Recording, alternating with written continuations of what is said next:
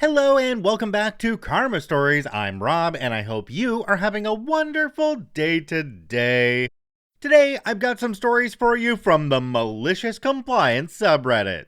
Before we start today, make sure to check out my workshop website, CanadianRob.com. I've been spending some time in my workshop creating hand-turned pens, roller balls, fountain pens, and ballpoint pens made out of resin and wood. I'd love for you to check them out. You can do so at CanadianRob.com.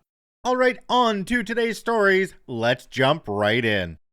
This story comes to us from National Pension 110. You're gonna save money by making it harder to file expense reports? Game on! First time posting a story here, so hopefully I don't break any rules. At my previous employer, I had to attend a lot of meetings around town and also go to a few events out of county. When I started, they had a pretty flexible policy where you could accept a monthly allowance of about $40 to cover your mileage. Or, if you were taking a lot of trips, you could submit expense reports and get the standard IRS allowable mileage reimbursement. I hate expense reports, so most of the time, I just took the $40 and called it even, despite the possibility that I might have made a few extra dollars by doing the longer expense report. New HR manager is hired, and she decided it would save a bunch of money if we were to cut out the monthly allowance for the sales team, and made us file for expenses for every trip. Again, since I hate expense reports, I usually just ate the cost and only filed for trips where I would receive $20 or more. New HR lady notices that a lot of us are just donating the value of trips under 20-ish, so she figures maybe we'll start donating more if the expense report becomes more arduous. Her brilliant idea? Require extra documentation, like printing a Google map for each trip, and adding extra details to each report.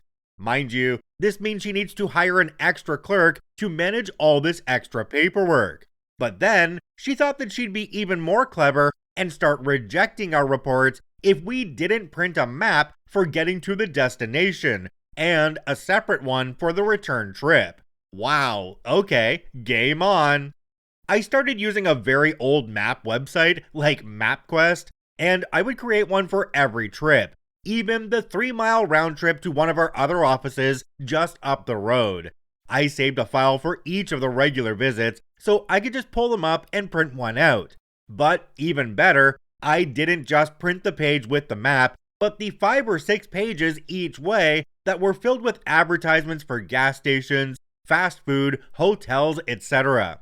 By using these, I could submit a report for a $3 reimbursement in seconds, but it meant printing about 10 to 15 pages each time. And yes, they ended up averaging more like $60 a month in reimbursement to me after that. And they added another part-timer to help sort and file all the paperwork.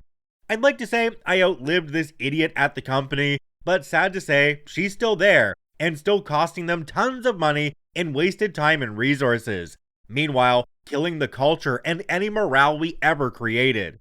But at least I made her life miserable. My parting gift was to share my MapQuest files with everyone on the sales team so they could bury her in paperwork. Jumping down to the comments on this one, we have one from a user called KGood913. It says, random, but depending on where you are, an allowance is typically taxable at source, whereas expenses are not. So more money in your pocket in that way too. OP responded and said, point well taken. Yes, you are absolutely right. When I fill out the expense report, it's not taxed the way the extra $40 allowance was. All I can think about is how before she arrived, there were 80% less expense reports to handle, and they were pocketing more money. Now, paying out more money, and also paying for 1.5 clerical people because of this mess. But still, they're making all kinds of carnage. OP, I sincerely hope you're doing all of this printing and all of these reports on the work computers using the work printers with their ink and their paper, because they're spending more on you printing all of this stuff off than they are on the actual reimbursements. Yeah, this company doesn't seem to know what they're doing. This story comes to us from Flavius Lascivious. Don't ask questions. A new policy at work is we can't talk to coworkers in other departments, and we are not allowed to fix their mistakes. Math error? Nope. Typo? Nope. Can't open the attachment? Never. We have to go to our manager, who goes to their manager, who goes to the coworker, and then the process reverses. Oh, and we're all in different time zones. Some folks work in Hawaii, others in Beijing. Some managers' English is so bad you can't understand them. 12 hours is the average time to get a math error corrected. Like, the chart on page 6 is showing the result of 200 divided by 16 instead of 26. Please correct. Seriously, this was the nature of a 14-hour delay last week, and I was told it was close enough. Mind you, we do precision work. The managers told us to stop asking questions because it delays the project. Just go with your gut. If it's wrong, it's not going to come back on the team. Use the figures you're given. Sure, Jan. We had a big complex project, and the documentation we received was absolute crap. I pointed out a specific problem in the document, something contradictory, and requested a meeting with someone in that department to discuss. During a team meeting, I was called out in front of my peers for asking needless questions. Okay, F you.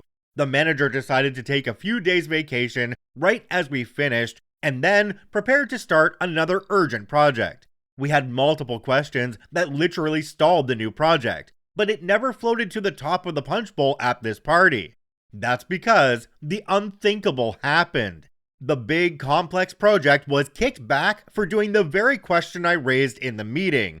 Clearly the team didn't understand, so why didn't you go over it? The documentation is not clear on this matter, and someone should have raised the issue instead of just bumbling around. It was beautiful to read the email chain chewing their butts out, knowing my boss wasn't there to conceal this epic F-up. The team knowing how bad management failed, while also vindicating me, is just icing on the cake.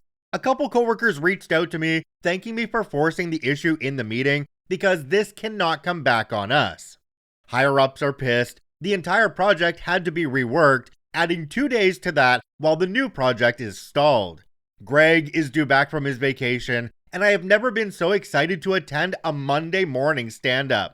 I only hope he checked his email this weekend, and it ruined his vacation. If only we were allowed to ask questions. Can we just take a second to appreciate that they said in a report something being divided by 16 instead of 26 was close enough? Okay. What kind of company is this? And how do the numbers not matter that much? Now, OP did say that they were going to be going to a Monday morning stand-up, and they said in the comments that they would update their story. At the time of recording, that update hasn't happened, but it's only around 9 a.m. Eastern, so it could still be 6 a.m. on the West Coast. This story comes to us from Conscious Farmer 6953. Fire me for driving too fast at 15 kilometers per hour, then tell me to drive back to the district office? You got it, boss. I have a malicious compliance and a pro-revenge in one. A friend reminded me of this when talking about all the forest fires burning in Canada right now. In the late 80s, I got a job with the Ministry of Natural Resources, driving to support fighting forest fires. Great job, just over double minimum wage, major bonus at 19, and they had no limit to the number of hours you could work. Fire season started early, and by mid-May, I was supporting one that was, I think, a long time ago, 300 to 400 hectares and growing quickly. 1 hectare equals 2.5 acres. By then, I think the whole district was around 100,000 square kilometers. Think all of Indiana. So there was a lot of driving. One day, I get to the on-site headquarters and get told to wait while they found me a return load. Little later, I'm told to go to the helicopter staging area to pick up the fire boss. To preface, the road was crap. I pick him and a few others up and make my way back.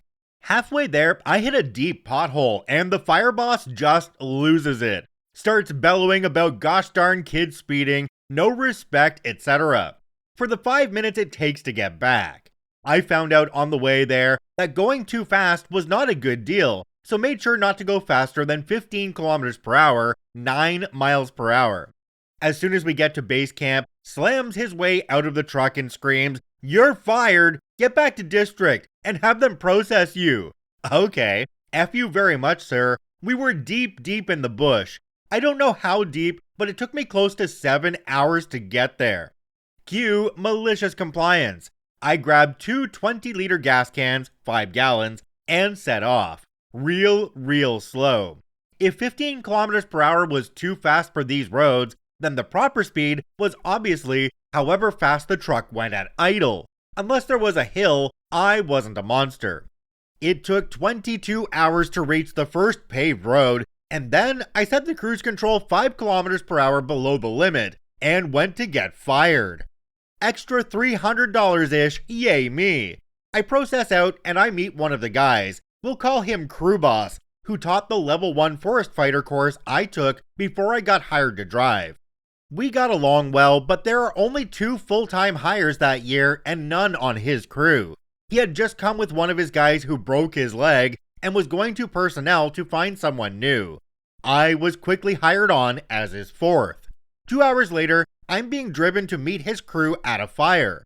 Couple days later, that fire is declared out, and we are off to a new fire. Yep, the fire I was fired from.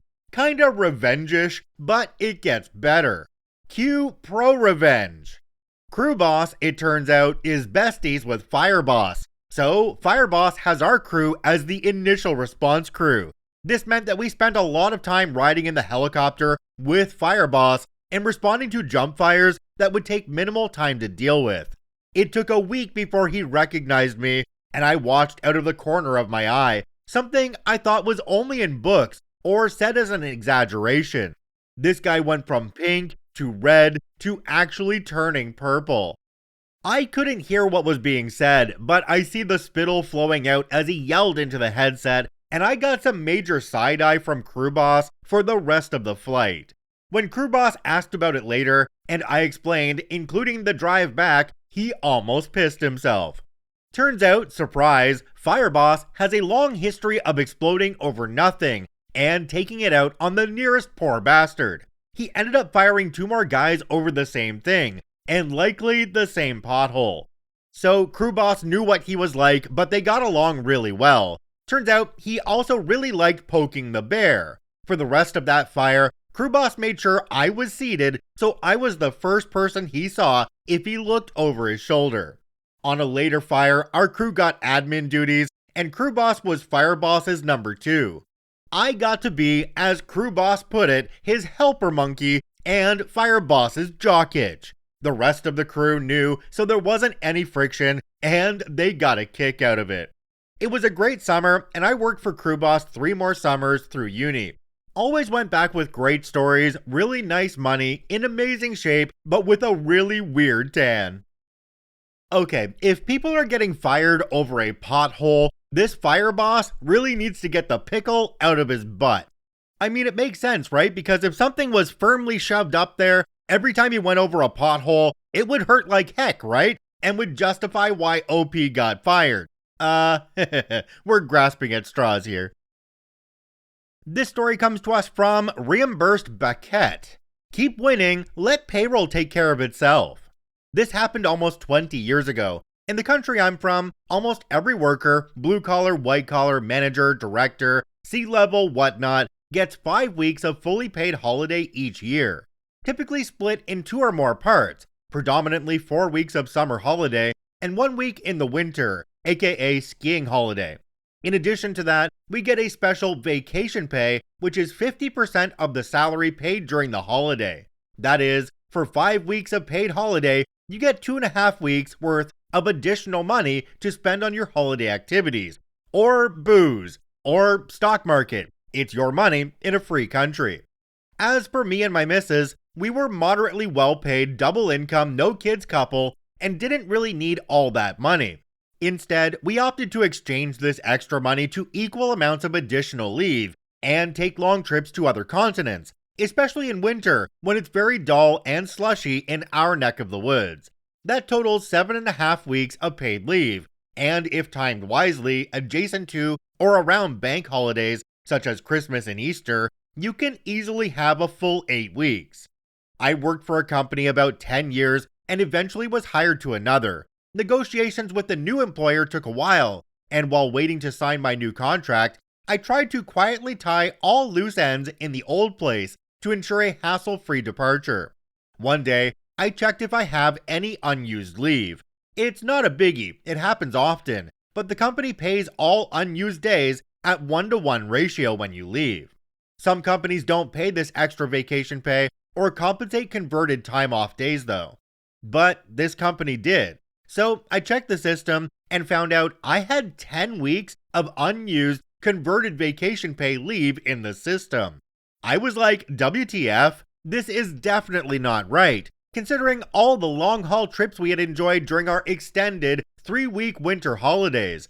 Taking money for this would be unethical, and someone would definitely find out, and the company would send a bill afterward, or even worse, sue. So I picked up a phone and called payroll. I asked if they are sure I had really forgotten to spend so many of my holiday weeks I had worked so hard for. Well, you know what, the payroll lady said. During your employment, we've had 2, if not 3 payroll IT migrations from old system to entirely different kind of new system. I can see on my screen exactly what you see, and there are 0 additional details, no dates, no anything, just number of weeks. There may be some history data in the archives of the old systems, but going through that clutter would be enormous and time-consuming. And did I already mention that our insufficient resources are already exhausted because we have to cope with the problems caused by the latest data migration? Are you really sure you want us to do this for you? Oh no, dear no, I said. I know when I'm defeated, and this is not a battle I choose. I wish you strength, goodbye. So when I finally resigned and left the company, I was paid for those 10 weeks and was never questioned. Jumping down to the comments on this one, we have one from a user called Shadow Dragon 8685. It says, payroll lady got you one heck of a goodbye bonus. When you hear stories like this one, it's a really good reminder that the employment situation in Canada and the USA sucks absolute balls. You might get 2 weeks of vacation time after you've been working somewhere for like 3 years, and that's only if they really want to give you that time off. They still need you in the office though, and they'll pay out that vacation time later on, or when you leave the company. Yeah. Alright, I think we'll end this one here today. If you enjoyed this episode, please hit that subscribe button if you're on YouTube, or if you're listening on the podcast, make sure to follow us. It really does help us out. I thank you for watching and listening. I hope you have a wonderful day, and we'll see you tomorrow.